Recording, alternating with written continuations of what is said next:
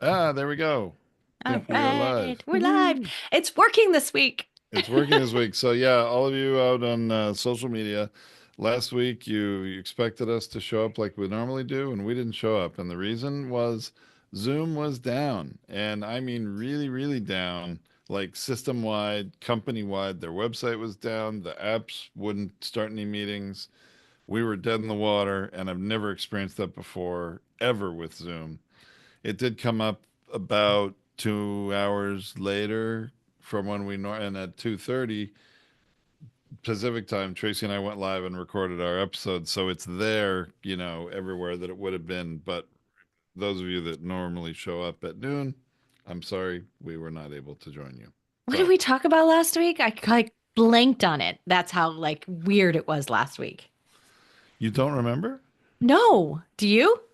I Um, bet we talked about, about I'm going to tax look it refunds. up. I'm teasing you. Yeah, we talked about, yeah, using your tax refund to upgrade your podcasting equipment, but everybody had to watch it recorded unless you happened to be online and catch us live 2 hours later than it normally would have been last week.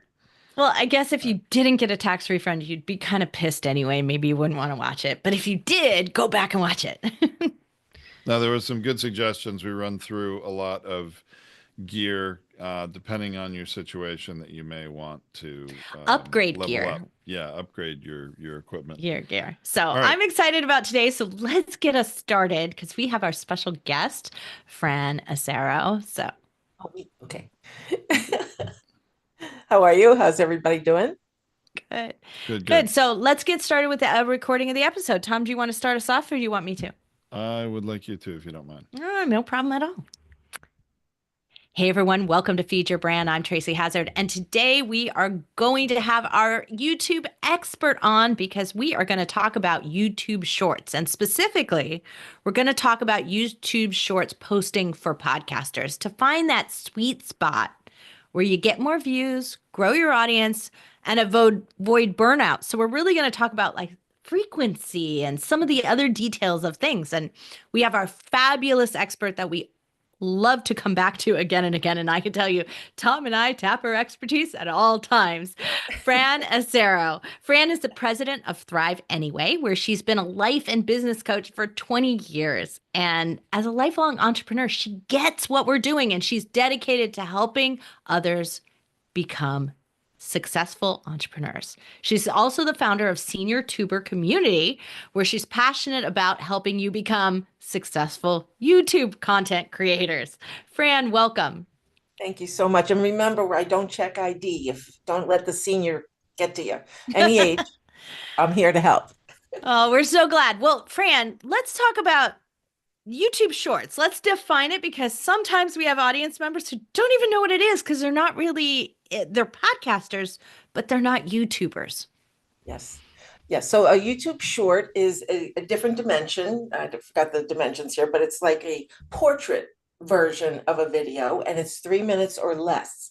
And usually you use that for podcasters. It's huge to use shorts that are snippets of your podcast so that I guess you do that for some of your clients that helps them get more out quicker because people out there are different kind of viewers, one that want the long form videos and one that just want to scroll through like TikTokers and other short form video uh, platforms. So short form is done much quicker, very concise, to the point, and that's what we're going to talk about today is when to use them, when not to, and how they can help you. Yeah, That's so YouTube Shorts are 16 or 9 by 16, which Thank means you. I they're the was like, vertical view.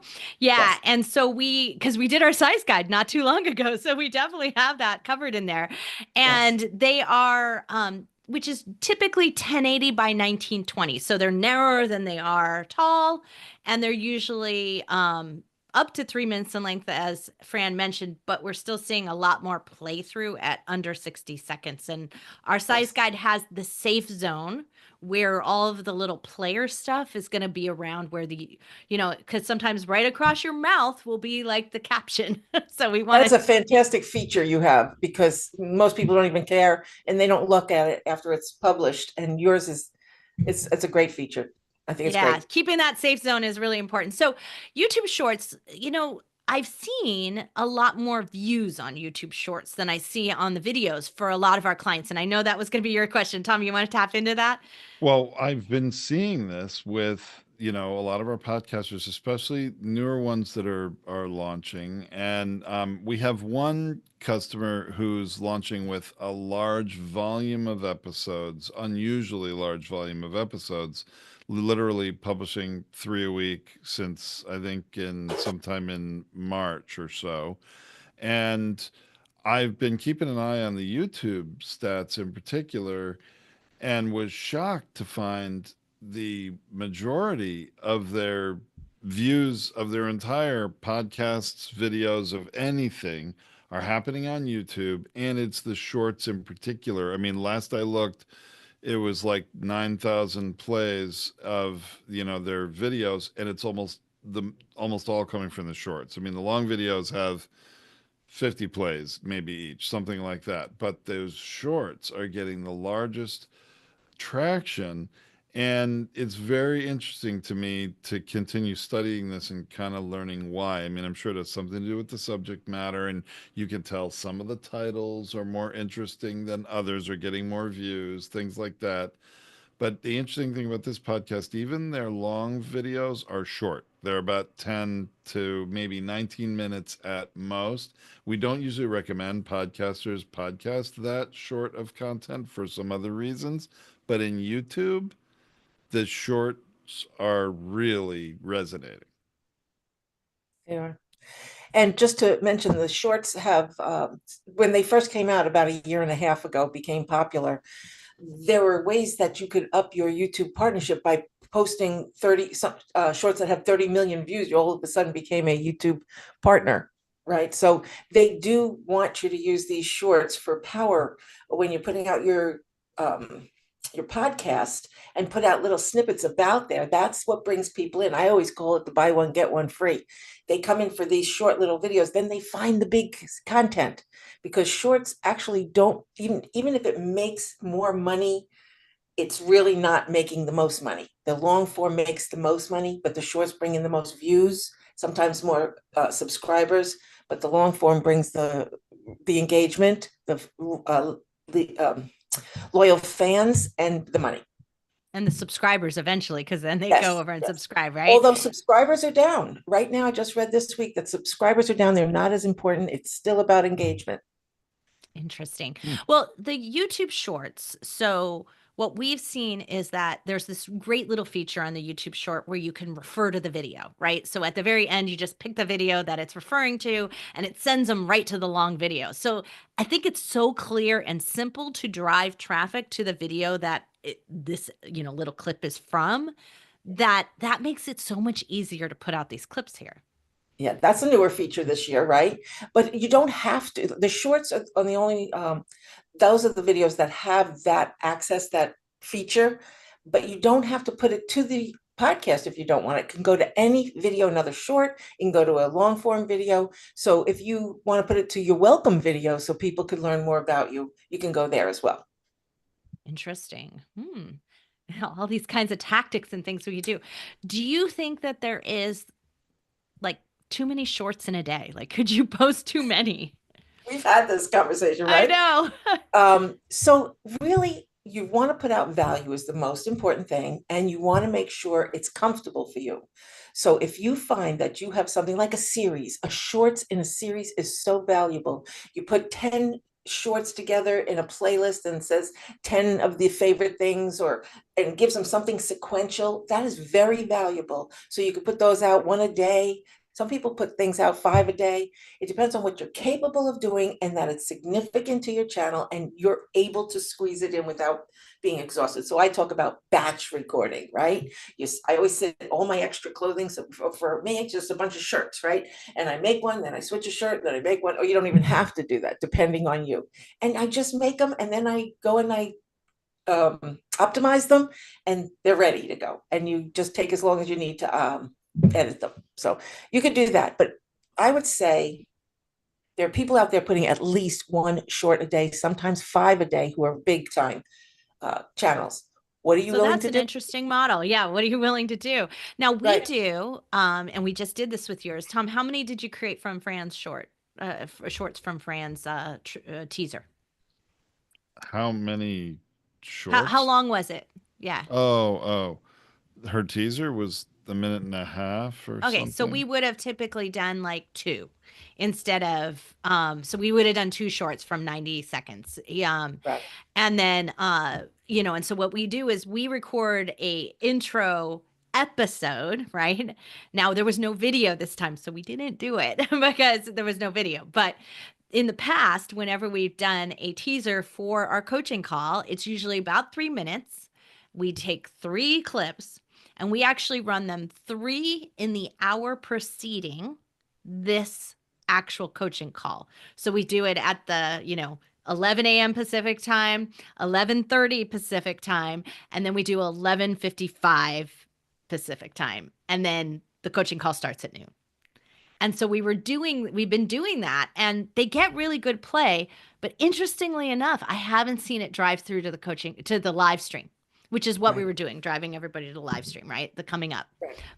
And But yeah, so that's what we'd been doing and testing. And now I'm about to switch to testing something different because I'm not seeing it like drive traffic to the live stream.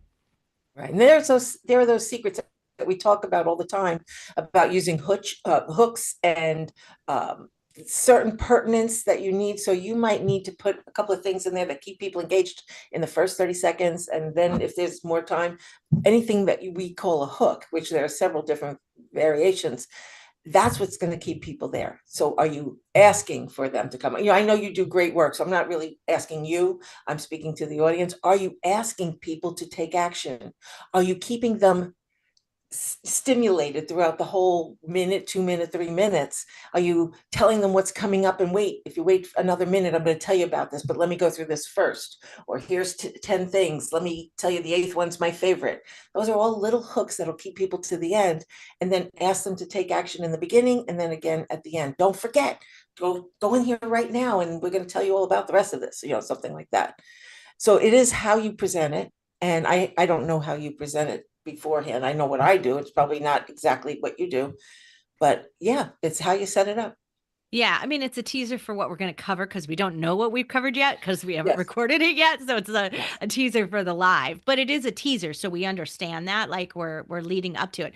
My thought was, and the reason why we spent 2 months testing out doing them in the hour preceding the live stream was that if someone was online, like trolling through YouTube, like they're more likely to be available right at that moment in time to come to the live stream. So that's why my thought was, let's do them in the hour because we have three.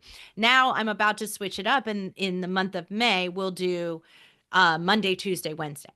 And so we'll do one a day leading up to the live stream and see if that has any more success because you can get them to subscribe or follow the live stream so that they are notified when we go live. So we can yeah, get them to do that each day. So there is actually an action that they can take. yeah, and maybe even Um, right, a benefit for the exactly. action. So then they can follow it, and then if they miss it, they've actually turned on the notifications though. Even if they miss it, they'll have the notification to watch the replay. And Now there are so that people was the out idea. there, people, sorry to interrupt, but might as well tell everybody who's never met me before that that's what I do on accident. Um, but here you want to make sure that the people who do record their podcasts, they could actually give the different version of their teaser. So on the second batch, when you're replaying it after you've done this live, then you can create new teasers just saying, here, what Fran had to say was so important.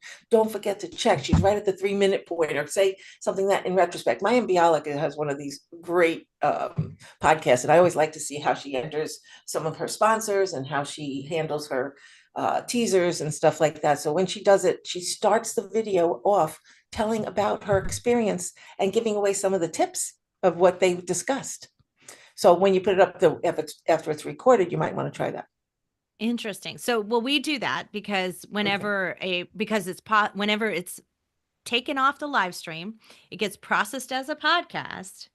And when it's processed as a podcast, because we also have the video, right? We take our video clips and all our social media. So then we replay again, or well, we relink to the same live stream but we have the shorts that go out in the publishing, posting, post publishing after the post live stream, after the live stream airs, right after it's recorded. So that's about a week later. Like if you think Okay. about it, so we wait a week and then you get some more social media and And you add in shorts. a new teaser or trailer for the, okay, that's great. Now we don't change the video itself. The video is the way that it is, but we change we have new shorts essentially. That's great. Yes. Yeah. So we do that, and there's usually 3 to 5. It depends on the episode, depends on what it was about, how many we have, and so we'll run one a day. And do you notice a difference in people, the engagement on the afterthought after the live, or still the same? I think it's probably still the same for the long video, but not the same for the shorts. Okay. So because the shorts now have the tip in them, where they Yes. have the teaser before, this has the tip in them because we don't make a short if it's not a full thought, it's not a short, right? For Right. our purpose. And so we do see more views on that than we do see on the teaser, and then definitely see more views on that than we see on the long video. Where we get all our video views is from our blog. Yeah. Yeah. You have a That's very still the proactive- case. Yeah. That's still the case for us. Yeah. So, hey, Tom, do you have some questions? Do you have any questions about making shorts and stuff? Well, the thing, I do have some questions for him about shorts. Clearly what we're seeing is the title of the shorts is very important. Is the description important? That's a question I have from a lot of our podcasters, because you don't really see the description necessarily unless you really click into it and you want to see it. So how important is that description? I think anytime you have free real estate, I say this all the time, if you have an opportunity to put down whatever you want people to know, put it there. And if they're in a playlist, remember, you can still share a playlist link instead of the shorts link. So you might want to go to the playlist that might be full of shorts. So this way you set that link, that URL, share it, and then they can get the list of the shorts that are important. So with that, you're going to have the whole playlist, which is important, the description, which is important, the comments, which is important, but not to everybody. Maybe it's less people, but I check people's description all the time, especially if they say, check the description for the link too. And you want to make sure they know how to do it.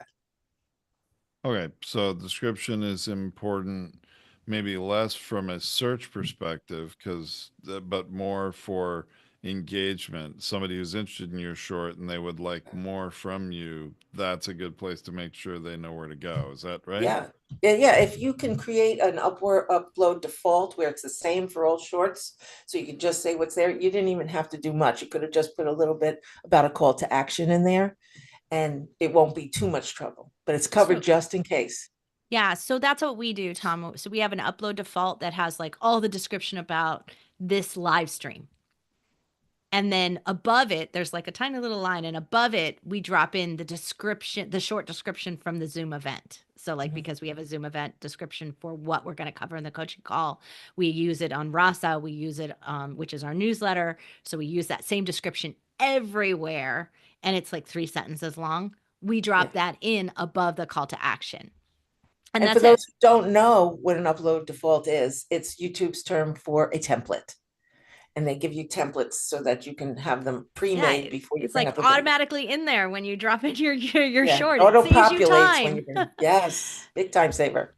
Yeah, because I've had some customers say, why aren't you creating a unique description for every YouTube short, like a really like long unique description? I'm like, well, that's number one, that's not really a part of what we do as a company. And I guess I'm wondering, is that even really valuable? And it sounds like maybe it's not so Not in any, not even the important. long form, Tom, because it's giving away the farm. It's not inside in sense of, it's not inciting them to go and look at it themselves. Right. This is what we always say, Tom. Is like if you put it all there, then they're never going to watch the video. They're never going to listen to the podcast. If Yeah, you give you them all wanna- the shorthand on what to skip to and where to go. We Yes. don't do that, right? Same thing with your Yeah. chapters. Don't tell them the solution or the secret to a chapter. You want to entice them. Yeah, it would seem the shorts then really are meant to obviously be short, more digestible, content that it gives people a glimpse, but really it sounds like you're wanting to build anticipation and get them to, engage more in a different way. Is that fair? That's, there's several reasons to do a short, and that's one of the most important. Another one, I tell people, if you are a podcaster and all you do is put out podcasts and then you have the shorts to the podcast, you're missing out on a big shorts opportunity. And that is to bring out answering silly questions or simple questions that people who are interested in what you're teaching, what your niche is, put out some simple questions or answers that people could go to. They search for those. They may not be searching for the content that you're putting on your podcast. So if you're doing anything about, some people are doing spiritual growth and it's just a general spiritual growth. What if people have questions and they just want a 30-second answer? The more of those you put out, the more you're getting to your channel to say, oh, look at this. He's got a podcast or he's got a this. But I think that's another really strong reason. That's the way we use our shorts that are created. That's the way I personally use them. But so when we create tips from this show, like Fran said, most influencers are posting 1 to 5 times a day. Mm-hmm. Great. That's a tip right there. And so what I do on the other side is I make the title my question. So my title would be for that tip that plays, how many times should a podcaster publish a YouTube short or something like that? It'll be shorter than that because you got to fit in the space. But that idea that you're typing the question into the title section, Tom, because that's the searchable that's the searchable area. So if it matches what they're typing in as their own question, how many times do you go into YouTube and you do this recently, like how to hook this part back on my car, right? And you ask it and it gives you the answer. I did that because I won't go into a long story, but they're, windshield replacement on my car, and the company that did it and then went away didn't reinstall something properly. And I didn't want to wait for the hassle of getting them to come back to fix it days later. So I went on YouTube and asked the question. You're right. And I got an answer that worked and was relevant. So that's a really good point. This should probably be a tip when you're creating YouTube shorts. Make sure that your titles and what you're producing in some clips anyway, some shorts, are actually questions that your listener might be asking themselves. Because if they're going to look for support, they're going to want to meet their needs, right? And those needs will come in the form of a question, and you can get served up. That is so great. Suggestion. Perfect.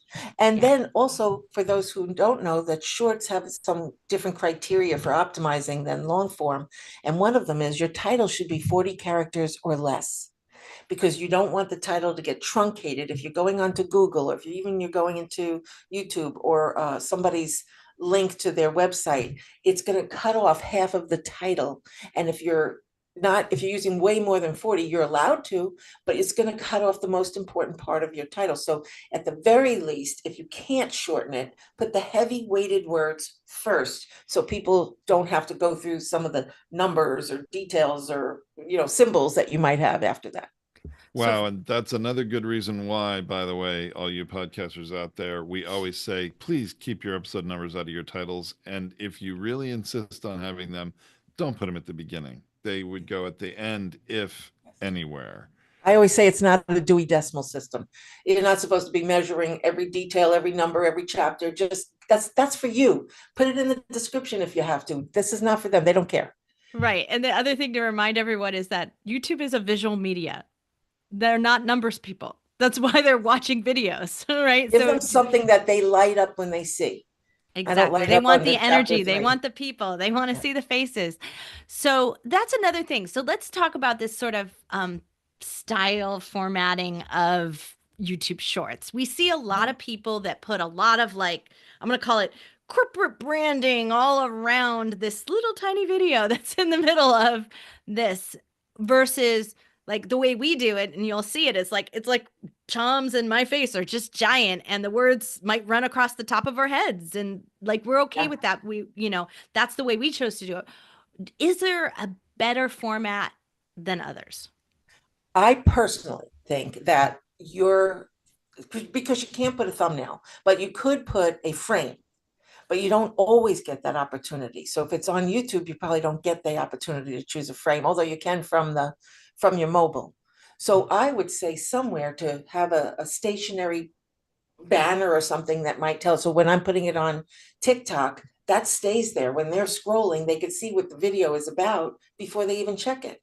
So So I like like a that idea. watermark or just a little section, but not the whole thing because you're taking up a lot of visual No, space. right. You definitely want to be, you just want it to be showing when you're there. So even Opus Clip has that opportunity to put a label or a link or something somewhere on at the top of the video, something that stays there that you don't have to worry about finding the right frame. That's the only thing I would suggest is I want, when I'm scrolling through TikTok or YouTube or whatever, I want to know more than the title what it's about, because sometimes it's different. Yeah. So we just put the Feed Your Brand podcast logo as a watermark Yes. on there.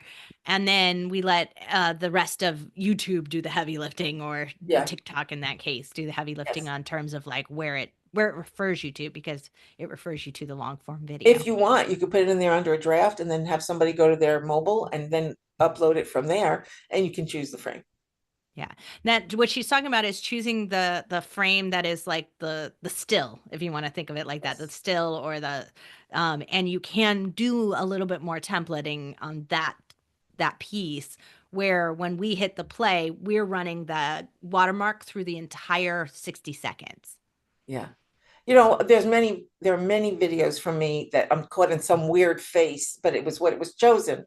Now you have and kind of got used to that. And now I use those, but just for those who don't want to be caught with their tongue out or their weird faces, you can choose a frame, which would make it a little better. Okay, so you're gonna laugh over this because we were creating our social media size guide and brand guide that we put out every year, and my team was trying to would take screenshots from whatever the platform is, and we're on every social media, so they've got platform screenshots of Rumble and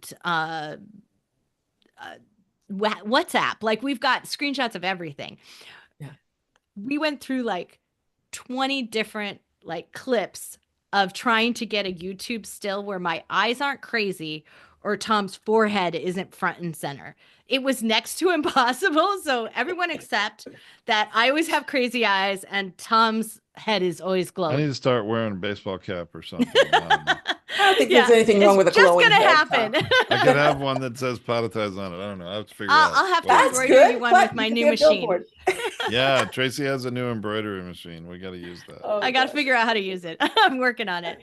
Oh boy. So when Tom's you see gonna be Tom come bleeding. in, it's gonna be Well, now, Tracy, we have some customers in our done for you production program that, prefer a more heavily templated, not only, actually full length YouTube video sometimes, but more often the shorts.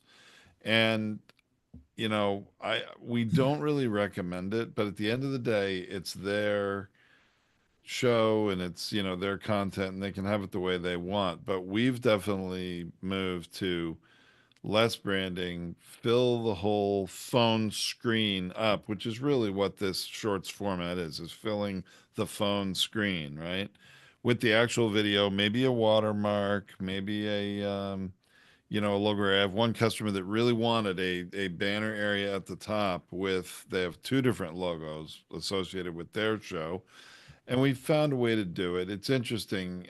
You've got to check contexts of everywhere you use it. I know we're talking about YouTube Shorts today, but some people really want to make sure things look perfect on LinkedIn. If they're not perfect everywhere else, they'll live with it. And there's different contexts also of when you're scrolling through a feed or you clicking and watching the video. All these different things you got to really make sure you've tested and you're aware of it. But I think less templated is going to be more compatible with a lot of different platforms. So two things to what you said there, Tom. One of the number one reasons to download our size guide, because it has that usable area. Because when somebody puts that banner across this top, maybe it looks great in TikTok, but in YouTube Shorts, that's where the caption, if somebody has their caption turned on, that's where the captions are running. And you can't do anything about it because it's a user setting. So even if you're running your own captions, they could still have that turned on for every video they ever watch that they want Yes. captions on. So you don't get a choice in some of those things. So that usable area will really show you if you want to make sure that your watermark or your brand is visible in every device and optimized, as you put it, for LinkedIn or for YouTube Shorts. The optimization size guide, we've given you that. And so make sure Yeah. you download that, go to that episode, watch that video, and then there's a link to the guide. I'm just about to this afternoon load up the latest version because we made a few modifications. We found some errors. We found some things that were like flipped around numbers. And so we are going to have the most updated version this afternoon up. So it'll be there.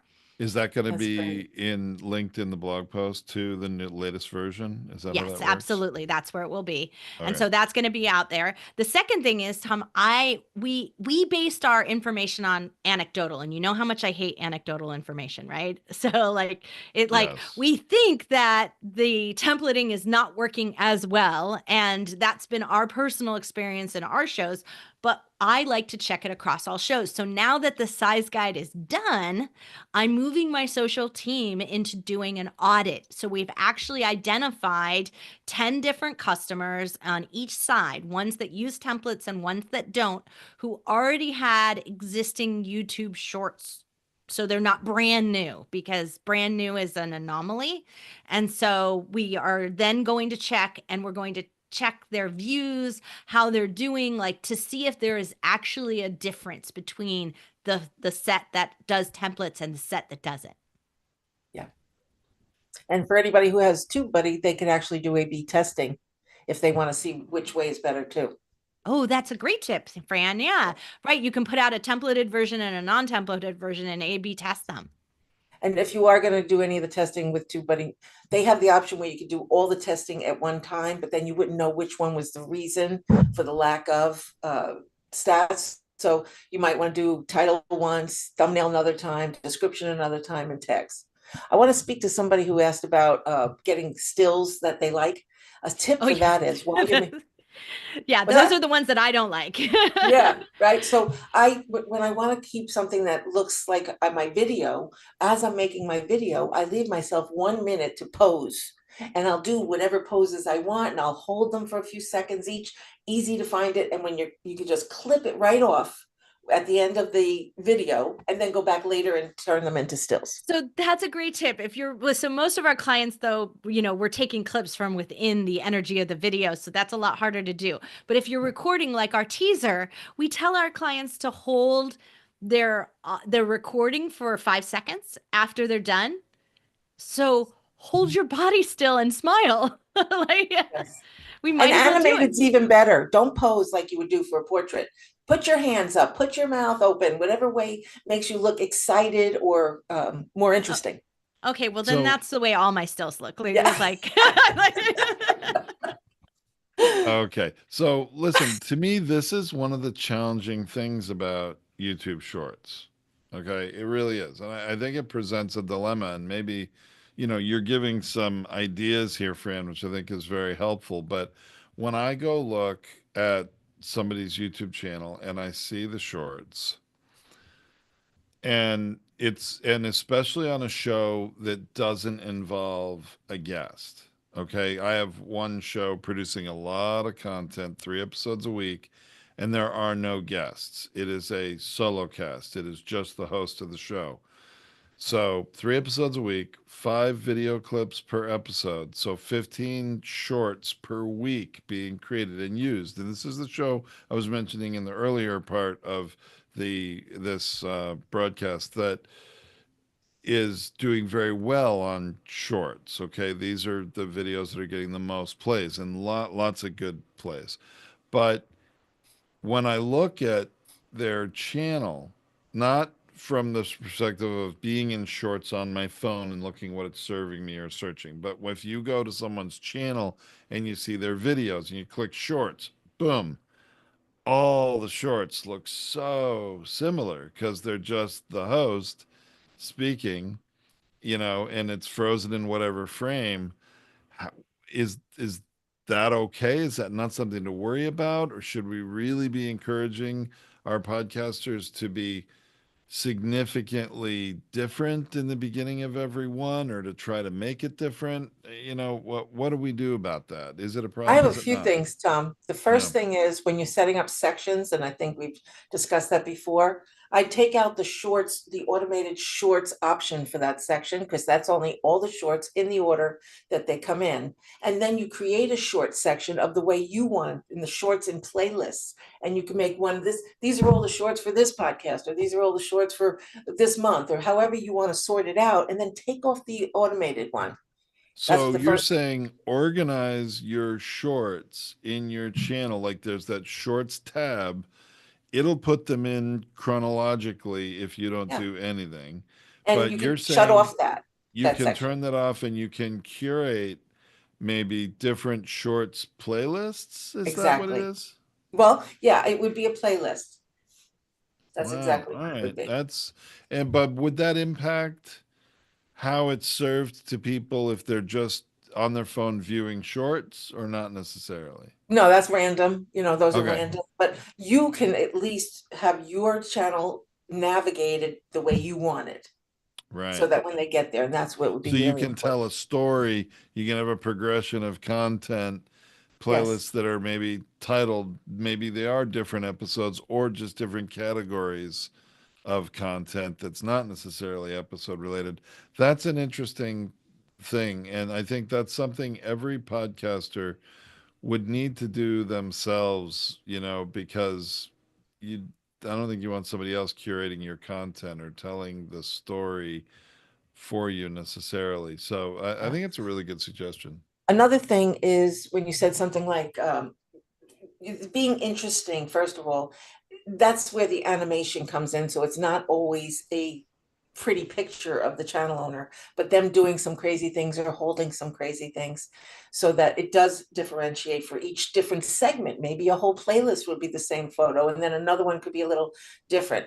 And also, I have my own reasons for this, but when you have a lot of guests, you have to be careful that you're not promoting your guests more than who you are as a channel owner.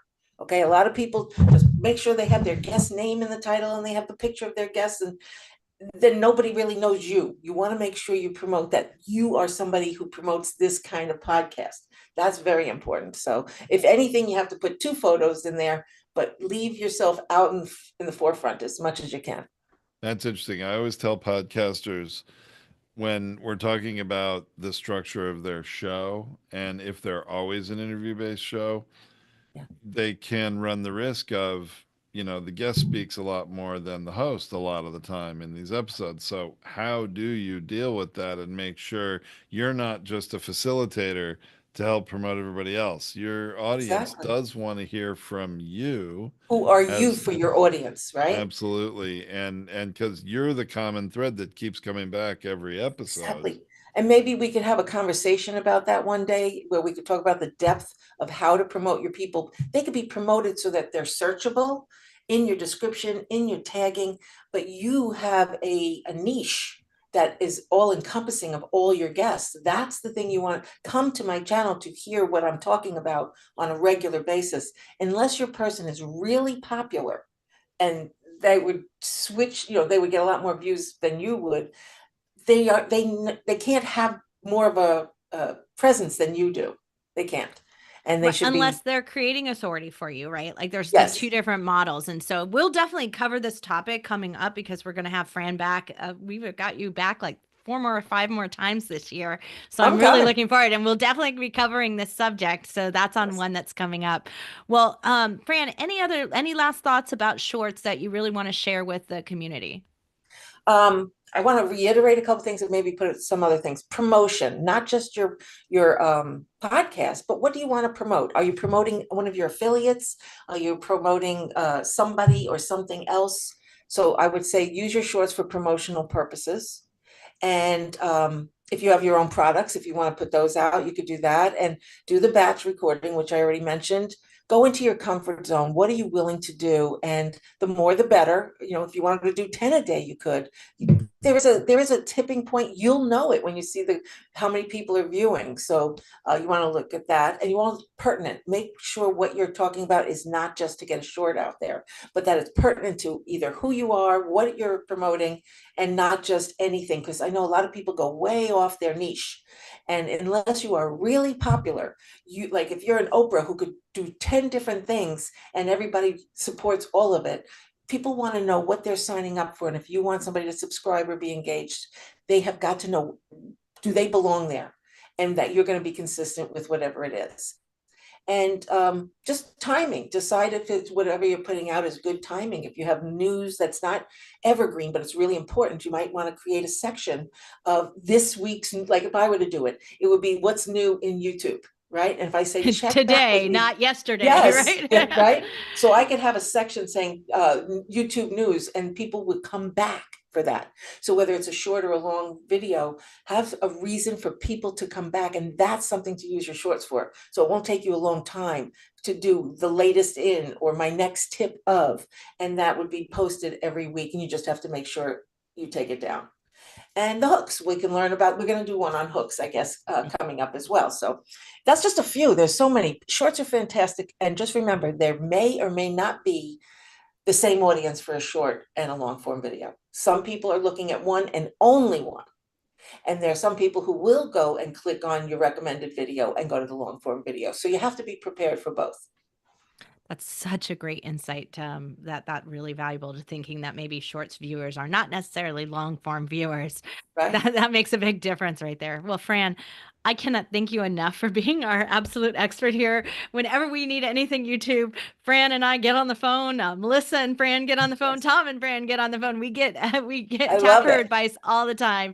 And so many of you, we are so glad that you are excited about what's going on at YouTube and testing things out and giving us feedback as well. So make sure you message us. Let us know what questions you have, and we will make sure to cover it when Fran Acero comes Yes. back again. Yes. Thank you, everybody. I'm so happy to be here. Thanks for inviting me.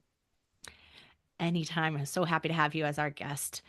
Tom, any last thoughts about YouTube and what you're doing before we close out our feature brand episode here? I don't really. I think, we covered what we intended to today. There's always more to talk about and think about with YouTube. I'm already thinking some more about some things, probably more appropriate for some of the next topics we have teed up to do with Fran later in the year.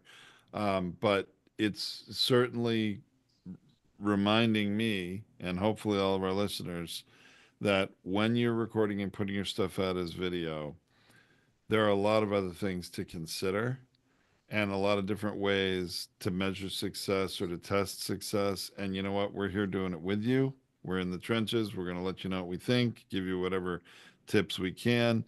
But it's also always evolving. It is changing. YouTube Shorts used to be 1 minute maximum, not even a year ago, I believe, and they opened it up Right. to 3 minutes. So that's changed things again. So my point is, we've all got to stay on top of this. And at Feed Your Brand, we're committed to helping you do that and sharing that information with you. So make sure you keep listening and subscribe to this podcast if you haven't already. And we'll be back next week with another important episode. Yes. Absolutely. And next week, our episode is on batch recording. So now that we know Fran has this suggestion for batch recording shorts, we'll include it in what we cover next week. So you're not going to want to miss out. So subscribe to the live stream, subscribe to the channel, which is at Podcasters United, but we're at United We Pod. Thanks everyone for listening to Tom and Tracy. We'll be back next week. Thank you.